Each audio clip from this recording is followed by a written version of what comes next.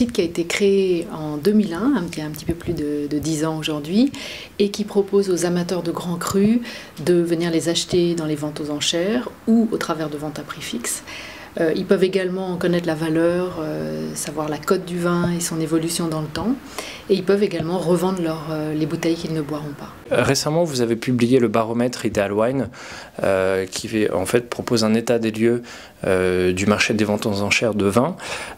Pour vous, quels ont été les principaux bilans pour l'année 2011 ? Alors l'année 2011 a été particulièrement favorable aux ventes aux enchères de vin.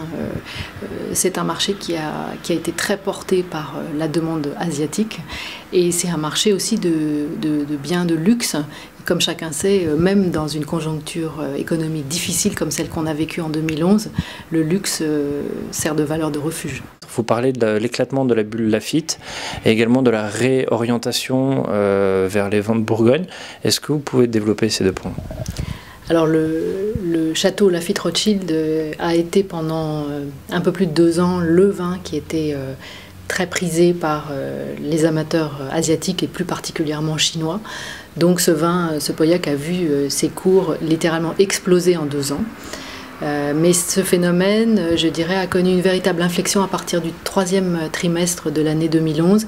Et à partir de ce moment-là, on a vu émerger d'autres facteurs, et notamment une demande de plus en plus forte pour d'autres vins, alors des vins de Bordeaux, mais aussi, et ça a été très très flagrant en fin d'année, pour les grandes signatures de Bourgogne et de la Côte de Nuit, qui sont venues presque supplanter dans l'esprit des grands amateurs chinois le château Lafite.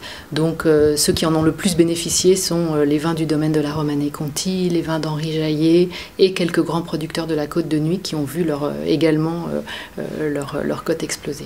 Voilà, de plus en plus d'amateurs investissent dans le vin. Est-ce que le vin est une bonne valeur refuge ? Alors, en tout cas, pour ce qui est de l'année 2011,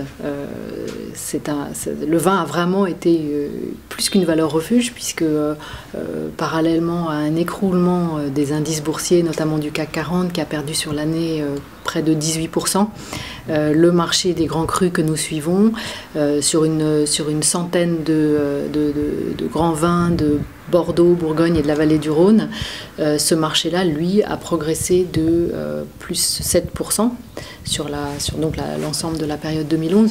Donc on peut dire que oui, sur les grands crus, là on a vraiment affaire à une valeur refuge.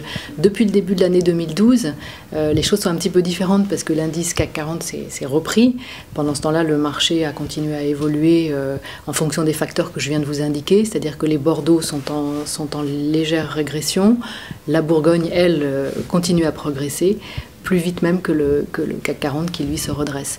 Donc, ce qui est intéressant, c'est que ce qu'on pouvait constater jusqu'à il y a à peu près 2 ans, c'est que les indices boursiers évoluaient de façon assez parallèle avec celle du marché des grands crus aux enchères.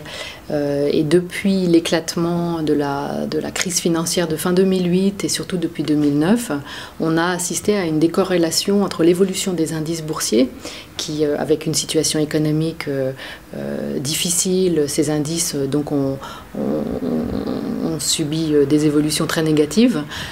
Parallèlement, les grands crus, eux, ont progressivement commencé à faire face à une demande qui s'est mondialisée et qui a contribué à maintenir des niveaux de prix élevés et à faire progresser, voire exploser le cours de certains vins. Donc les indices du marché des vins se sont totalement décorrélés de l'évolution des indices boursiers depuis, oui, je vous dis maintenant 1 an et demi, 2 ans. Pour 2012, quels sont, selon vous, les événements marquants qui pourront changer le prix des vins ?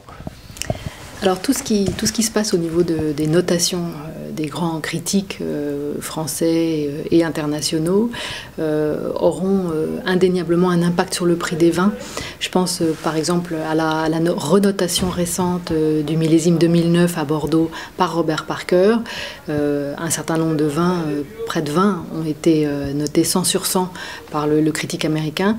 Cette décision et cette nouvelle notation aura forcément un impact sur le prix des vins lorsqu'ils vont arriver sur le marché des enchères, ce qui devrait se faire dans les prochains mois. Donc ça, c'est un phénomène qu'on va suivre de près, la comparaison entre le prix de sortie en primeur et ce qu'on va pouvoir trouver aux enchères en tenant compte de cette nouvelle notation. Les prix de sortie en primeur du millésime 2011, eux aussi vont être suivis de près, parce que si on assiste à une baisse des prix, ce sera un signal de modération sur le marché des Bordeaux.